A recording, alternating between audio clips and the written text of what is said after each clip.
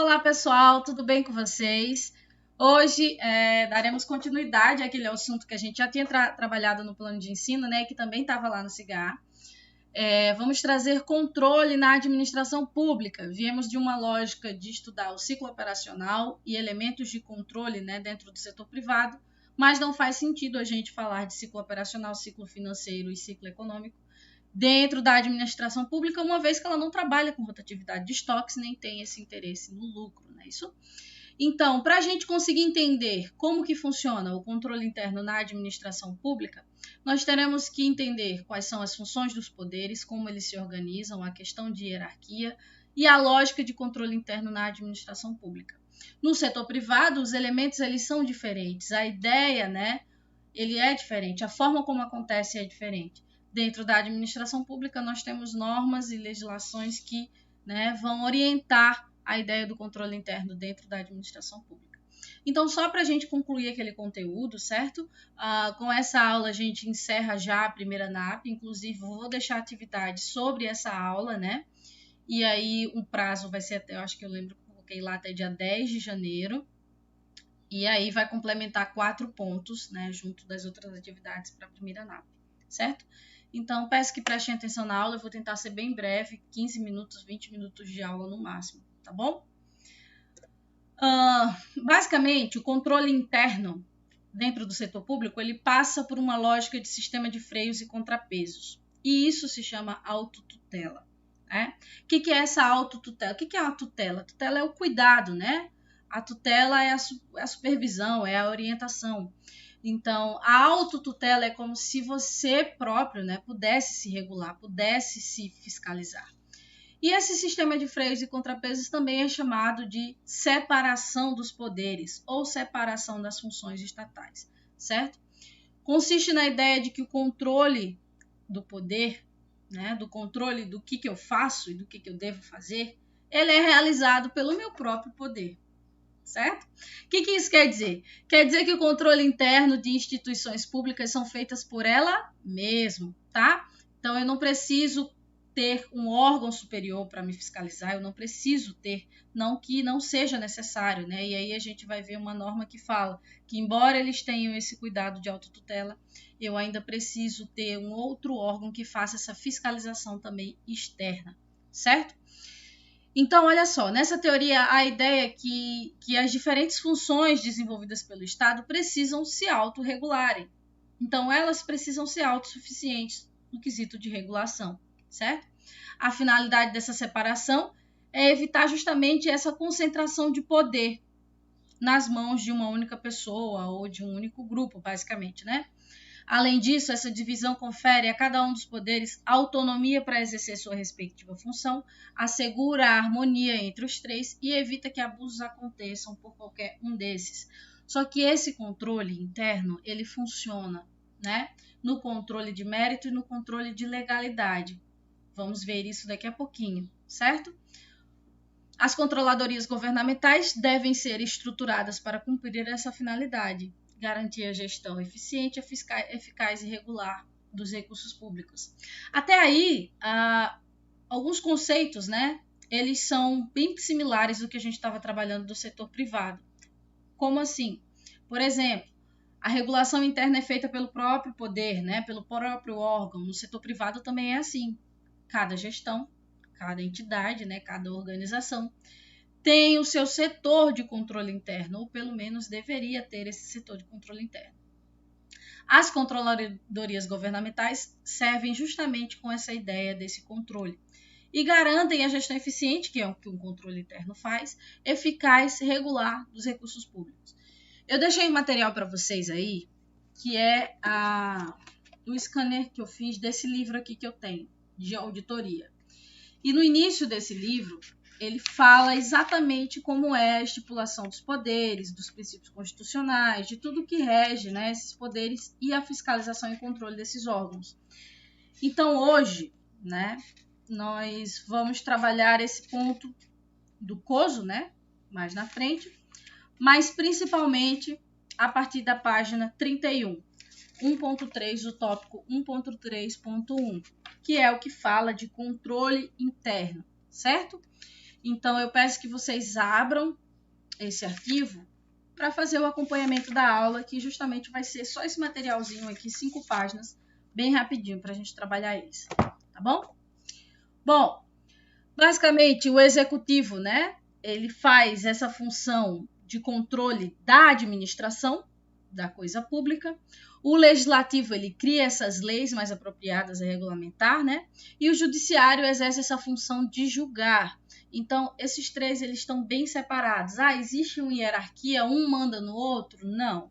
Ninguém manda em ninguém nesse ponto aqui. Eles trabalham, né, com esse controle apenas de finalidade, certo? Não de hierarquia. Ninguém vai mandar em ninguém nesse caso aqui. Não é o que o legislativo manda que o executivo faz. Eles são independentes nesse quesito, tá bom? Bom, o princípio da autotutela estabelece que a administração pública possui o poder de controlar os próprios atos, anulando-os quando ilegais e revogando quando inconvenientes ou inoportunos. Ou seja, eles podem anular e podem revogar qualquer ato que eles mesmos fizerem. É como se você tomasse uma gestão, uma decisão dentro da sua empresa e você pudesse anular aquela decisão, mesmo após você ter feito e decidido que aquilo não era oportuno nem conveniente. Assim, a administração não precisa recorrer ao Poder Judiciário para corrigir os seus atos. Eles podem fazer diretamente quando acharem conveniente. Então, elas podem anular os seus próprios atos, olha só, pelo controle de legalidade. O que é isso? Quando a relação, né, que a administração cria, né, com o próximo não é legal, não está dentro das leis. Aí o controle de legalidade, né, vai agir nesse momento. E eles podem ser feitos de ofício ou por provocação. Provocação é de uma outra pessoa, certo? Obviamente. E o ofício é da própria administração. É o momento que ela faz o seu controle de legalidade. Quando percebe que algo não está dentro da norma, né, não está dentro da legalidade, eles anulam o ato. Agora, o controle do mérito, ele é mais delicado. O controle do mérito, ele faz o exame, né, desses atos anteriores, mas ele só presta atenção em relação à sua conveniência e à sua oportunidade. E aí o ato é revogado, não é anulado. Então, o que acontece? O controle do mérito é a ideia de que o gestor faz o que ele achar interessante dentro da administração. Então, ele não precisa justificar as ações, certo? Ele faz o que é conveniente, certo? Ele foi eleito para estar ali representando o povo. Então, é mérito dele dizer o que deve ser feito com os recursos públicos. Então, se ele prioriza a saúde, se ele prioriza a educação, se ele prioriza a assistência básica, certo? Aí é opcional do gestor e ninguém pode entrar e ninguém pode interferir nesse controle do mérito. Porém, ele mesmo pode julgar essas suas ações inconvenientes e aí ele revoga os seus atos. A própria administração, certo? Quem é a própria administração? Prefeito, vice, certo? Os secretários, eles podem anular e revogar os seus próprios atos. Só quero que vocês separem a ideia de legalidade e a ideia de mérito. A ideia de legalidade está dentro das normas, né? E o mérito não. O mérito é mais subjetivo, certo? O mérito é a minha decisão em relação aos recursos públicos, baseado nos meus conceitos, né, pessoais, ou o que eu quero para o município, o estado, enfim. Quanto ao aspecto da legalidade, a administração deve anular seus próprios atos quando possuírem alguma ilegalidade. Trata-se, portanto, de um poder-dever, ou seja, uma obrigação. Dessa forma, o controle de legalidade em decorrência da autotutela pode ser realizado independente de provocação, pois se trata de um poder-dever de ofício da administração. O que isso quer dizer? Significa que está subentendido nessa função, certo? Então, eles não precisam pedir autorização para se autorregularem, para se autoanularem, certo? Ou para se autorrevogarem. Eles simplesmente o fazem. Todavia, no Brasil, vigora o princípio da inafastabilidade da tutela jurisdicional, certo? O que quer dizer isso? Significa que a lei ela não vai se afastar do Poder Judiciário, nem do Poder Executivo, né? Nem do Poder Legislativo. Embora esse controle de legalidade seja realizado pela própria administração pública, isso não tira, né? Não exime, não afasta a competência do Poder Judiciário de controlar as legalidades desses atos, por provocação, principalmente, né? Ou seja, se algo provoca o setor judiciário, né, o poder judiciário, eles podem ir lá e eles têm autonomia para autuar, para investigar o setor executivo ou o setor legislativo, certo? A diferença, no entanto, é que a administração pode agir de ofício, enquanto o poder judiciário só atuará mediante provocação. O que quer dizer isso? O judiciário não pode acordar e dizer, hoje eu vou fiscalizar aquela gestão. Não, ele precisa ter algo que diga, olha, está acontecendo alguma coisa de errado. Você pode ir lá investigar? Ele vai. O mérito, a administração pode cancelar atos válidos que se mostrarem inconvenientes ou inoportunos, certo? Então, aqui ela reside, é uma única diferença da autotutela para o controle judicial. Somente a administração pode revogá-lo. Se ela desistir daquele ato, só ela pode voltar o mesmo ato, certo? Então, ele só pode ser editado pela própria administração. O Poder Judiciário poderá anular esse ato ilegal, porém não pode revogar um ato válido. Ou seja, se for inoportuno, mas está dentro da legalidade, não pode fazer nada. Por quê? Justamente porque ele só investiga aspectos de legalidade e de legitimidade. Tá bom? Mas não pode entrar dentro do mérito administrativo. Então, a administração ela pode, né, anular esses atos que decorram efeitos favoráveis para os destinatários, mas isso decai em 5 anos. Se em 5 anos ela não fizer nada, não adianta mais, certo? Após esse prazo, o exercício da tutela se torna incabível. O controle interno na administração pública compreende o plano de organização e todos os métodos e medidas adotados na entidade para proteger seu ativo. Verifica a exatidão e a fidedignidade de seus dados contábeis, incrementa a eficiência operacional e promove a obediência a diretrizes administrativas. Só que aqui, esse livro, ele diz o seguinte, que a contabilidade pública, né, o controle interno da contabilidade pública, ele acaba indo muito mais para um conceito de gestão de riscos, certo? E aí, inclusive, é o nosso próximo assunto da disciplina da segunda unidade, gestão de riscos. O controle interno, mais do que um acompanhamento, né, para saber se a administração está sendo eficiente e eficaz, ele faz uma gestão de riscos, certo? Então, na atualidade, há uma forte tendência de associar controles internos a essa gestão de riscos, justamente como essa ferramenta para assegurar que os objetivos da entidade serão alcançados. Então, o controle interno sai de uma ideia de rotatividade, né, de rotina, e passa por uma lógica de gestão de riscos. E aí eu tenho um planejamento a longo prazo, a curto prazo. E essa gestão de riscos, ela tenta antecipar esses riscos que eu possa ter, né? Sejam eles de origem naturais, né? No caso, enchentes, alagamentos, incêndios, ou esses riscos também de ordem legislativa, né, que são controles e mudanças na legislação. Por exemplo, a questão da aposentadoria, né, da reforma da Previdência. Isso já estava sendo previsto, né, por alguns entes. E aí, dentro dessa previsão, eles conseguem se programar melhor. Então, essa gestão de riscos, né, e é isso que a gente vai estudar nas próximas aulas, são os tópicos que eu preciso me atentar para tentar antecipar, né, algum impacto. E aí, preparar para me enfrentar, certo? Junto com esse impacto. Então, há uma forte tendência em associar esses controles internos a essa gestão de riscos. E aí é isso que o livro traz. Ele separa em 3 pontos. O controle operacional, que é o foco na efetividade e eficiência das operações. E o que são as operações dentro do setor público? As operações dentro do setor público são as ideias de recolher impostos, de fazer pagamento de pessoal, certo? Então, tudo isso está relacionado à atividade operacional da administração. Justamente porque, por eu não ter estoque, né, já não trabalhar com essa rotatividade, eu não tenho essa ideia de lucro, então eu não preciso ter esse controle operacional baseado no meu ativo circulante propriamente dito. Esse meu controle operacional, ele passa por uma lógica de atividade. E as atividades dentro da administração é de controle, de recolhimento de impostos, de aplicação do poder de polícia, que nós já vimos o que é esse poder de polícia. Então, esse controle operacional, ele foca na efetividade dessas operações, certo? A divulgação e comunicação traz a confiabilidade da disponibilização de informações para uso interno e externo. E o compliance, né?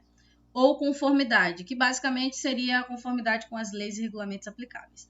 Então vejam que o controle que a gente estava vendo dentro do setor privado, que possuem aqueles elementos básicos, são completamente diferentes desse controle aqui. O controle operacional foge do foco que a gente estava de ciclo operacional. Aqui é a efetividade e eficiência das operações.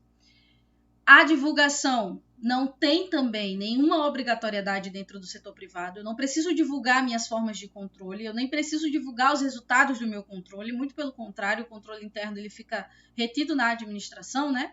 E aqui eu preciso divulgar. E o compliance é a conformidade, que é a conformidade com leis. Vimos que no setor privado eu não preciso ter uma norma que me diga como é que o controle interno da minha entidade deve ser, quais são os pré-requisitos, o que é que ele deve ter. Citamos até, inclusive, um exemplo, né, de uma banca, de uma tia que vende doces e ela faz o controle interno dela, lá no livro dela, de caixa. Aquilo não é sistematizado, né, mas é um tipo de controle interno. Eu não posso colocar controle interno dentro de uma caixinha e dizer que só o controle interno é aquilo. Eu tenho requisitos, tá? Eu tenho, né, orientações que um controle interno deve ter. E aqui não. Aqui eu preciso justamente ter conformidade com a lei, confiabilidade dessas informações e divulgação dessas informações e ter o foco na efetividade e eficiência das operações, que é o controle operacional. Mas o que são esses riscos, né, que a administração corre? Basicamente, se o controle interno da administração visa buscar, né, mitigar esses riscos, diminuir esses riscos, antecipar esses riscos, para que eu possa ter, né, a capacidade de enfrentá-los, basicamente, eu preciso entender o que é esse risco. E aqui a gente traz uma definição que está no livro, na página 32, que é a probabilidade que um evento vai ocorrer, né, tendo impacto positivo ou negativo no cumprimento desses objetivos. E aí eles podem ser inerentes, vide erros ou fraudes. Isso é um tipo de risco que também deve ser analisado. E esses riscos eles podem impactar o nível estratégico, financeiro e basicamente o operacional. Controle é qualquer mecanismo de aumento da probabilidade de alcance desses objetivos por meio de gerenciamento de eventos. Ou seja, se eu aumento a probabilidade de um evento na minha entidade dar certo, funcionar, né, aquilo é uma espécie de controle. Então, eles são preventivos ou detectivos. Preventivos que eu faço a prevenção, né? Detectivos que eu faço a detecção, que basicamente é o que a gente utiliza hoje. O controle interno na administração pública ele é muito falho no seu quesito preventivo, justamente porque a lei ela é reativa, né? Ela só responde ao que acontece. Então, ela detecta aquela fraude, aquele erro, aquela pedalada fiscal, e depois eles criam normas que impedem, né, os agentes públicos de fazerem aquela contabilidade criativa, né? Que também já falamos aqui. Periódicos ou por eventos, manuais ou automáticos, operacionais ou financeiros, mitigatórios ou compensatórios. E aí, o livro traz para a gente que um método de controle interno muito forte é o chamado COSO, certo? O COSO, basicamente, ele veio emprestado, né, dos Estados Unidos. E aí ele tem dimensões, né, dimensões que devem ser analisadas no controle interno. E a administração adotou esse COSO, né, para seguir a sua lógica de controle interno. Ele acabou sendo uma referência mundial, né, porque ele uniformizou o conceito de controle interno, definiu seus componentes, objetivos e objetos, incorporou as responsabilidades da administração na gestão dos atos de competência, estabeleceu padrões para implementação e validação dos controles e criou mecanismos de monitoramento do seu funcionamento. Na página 35, né, no quarto parágrafo, vocês encontram essa informação, certo?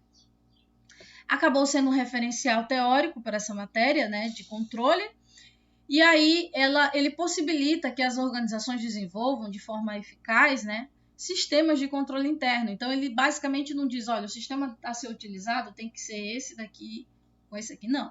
Ele diz que são as dimensões e os requisitos necessários para se ter um controle interno eficiente e eficaz, certo? Olha os componentes de controle. Os componentes de controle a gente encontra na página 37. É o ambiente de controle, é a avaliação dos riscos, a atividade de controle, informação e comunicação e monitoramento. Esse COSO, olha aqui, esse cubo aqui, é onde apresenta, né, todas as informações necessárias para se ter um COSO eficiente, né, um controle eficiente. Então, se a gente perceber, esses controles aqui já se assemelham com o que a gente vinha estudando, tá? Preciso ter um ambiente de controle. O que é esse ambiente de controle? Supervisão e direção, que devem demonstrar comprometimento com valores éticos e integridades, né? A gestão deve avaliar o desempenho e manter indivíduos comprometidos com a responsabilidade de controle interno. A gestão deve demonstrar comprometimento para recrutar e desenvolver e reter servidores talentosos. Então, o ambiente de controle liga mais à questão de pessoal, de treinamento, de manter aquela cultura organizacional, né, de manter aquele ambiente de controle dentro das pessoas que compõem, né, o setor ou a organização. A avaliação de riscos, ela já passa por uma lógica de analisar os riscos, né, inerentes ao negócio. Nesse caso, os riscos inerentes à organização. Então, ela deve identificar, analisar e responder às mudanças significativas que possam impactar o sistema de controle interno. Deve definir claramente os objetivos de forma a identificar os riscos e definir a tolerância a estes. Por exemplo, o que eu falei da alteração sobre o nosso regime de previdência. Então, ali já foi realizado um cálculo atuarial para que a administração pudesse, né, antever e pudesse se preparar para o que viria em relação ao pagamento, né, dos aposentados. Isso basicamente em prefeituras que tenham, né, previdência própria, mas estadual e federal a gente pode falar sobre isso. Então, a gestão deve considerar a suscetibilidade à fraude, né? O que é fraude? Pode ser erro, né? Que aí eu não tenho a intenção, né? E pode ser fraude quando eu tenho a intenção. E aí esses riscos, como é que esses riscos são analisados, esses riscos de fraude? Passa por uma lógica de fiscalização, lógica de quem detém o poder, né? De quem faz as demonstrações. E aí, quem puder assistir o filme da empresa do caso Eron, eles fazem uma avaliação de riscos ineficaz. Então, serve pelo menos para a gente aprender como não se deve fazer um controle interno. As atividades de controle, né? Deve propor atividade de controle para atingir seus objetivos. Então, aqui é mais o setor de controle interno responsável mesmo. Informação e comunicação, a gestão deve divulgar internamente informações úteis para atingir os objetivos. E o monitoramento, que é operacionalizar a atividade de monitoramento para avaliar o sistema, está mais relacionado ao feedback, né? Saber se está funcionando a minha lógica de controle interno. Então, só para a gente concluir aqui, na última página, na página 38, nós temos o controle interno e o sistema ou estrutura de controle interno. Então, a Carta Magna, né, Constituição de 1988, ela traz também algumas lógicas, né, alguns sentidos que devem ser trazidos dentro do controle interno de cada poder. A fiscalização, né, contábil, financeira e orçamentária, operacional e patrimonial da União e de todas as entidades estaduais, municipais, né, elas passam por um controle de origem superior, né? Então, elas devem ser controladas pela administração direta, né, quanto à legalidade, legitimidade, economicidade, aplicação das subvenções e renúncia das receitas. E isso será feito pelo controle do Congresso Nacional, se for na esfera federal, Assembleia Legislativa, se for na esfera estadual, e a Câmara dos Vereadores, se for na esfera municipal. Então, eles que realizam esse controle sobre o executivo, certo? Só que é mais um controle de finalidade e não um controle hierárquico. O que é esse controle de finalidade? Eu não sei se eu falei para vocês, mas o controle de finalidade é aquele controle onde eu fico observando se a administração está fazendo a finalidade dela, certo? Então, se eu percebo que não está sendo, eu posso atuar na esfera executiva, basicamente, né? Salienta-se que a expressão de controle interno possui uma terminologia mais atual, estrutura de controle interno, ao invés de sistema. Por quê? A estrutura está enraizado em todos os setores da empresa, em todos os setores da entidade, enquanto que o sistema está mais relacionado a algo centralizado, né? A algo uniformizado. E quando o controle interno ele perpassa essa ideia de sistematização. Então, a nova expressão dá uma dimensão mais ampla ao significado, contemplando 3 componentes do COSO: ambiente de controle, avaliação de riscos e atividades de controle. Quando a gente olha o cubo mágico, ele separa em estratégico, operacional, comunicação e conformidade. E aí, temos subsidiárias, unidades de negócio, divisão e nível organizacional. Dentro dessas dimensões, eu vou avaliar esse controle interno, a fixação dos meus objetivos, identificação de eventos, avaliação de riscos, resposta aos riscos, atividade de controle, informações de comunicação e monitoramento. É muita coisa, né? Para tentar encaixar tudo, deve ter um sistema muito robusto para isso. Então, ele é formado por vários subsistemas, né? Ou seja, unidades descentralizadas de controle, que devem agir de forma harmoniosa, multidisciplinar, integrada e sobre o eixo de uma norma comum que lhes configura segurança jurídica. Certo? E aí, depois, ele traz um organograma da CGU. Então, a Controladoria Geral da União, né, que é responsável por esse controle interno de todos os setores, eles diz exatamente quem controla quem. O Ministério do Estado, que tem as suas ramificações pelo gabinete do ministro, consultoria jurídica, secretaria executiva. E aí, depois ele fala das 3 linhas de defesas, que eu não vou entrar para a gente não esticar mais, certo? Então, até a página, nossa atividade será até a página 39, mas eu vou postar para vocês até o fim do capítulo, tá bom? Muito obrigada, pessoal. Espero que vocês tenham gostado e até a nossa próxima segunda.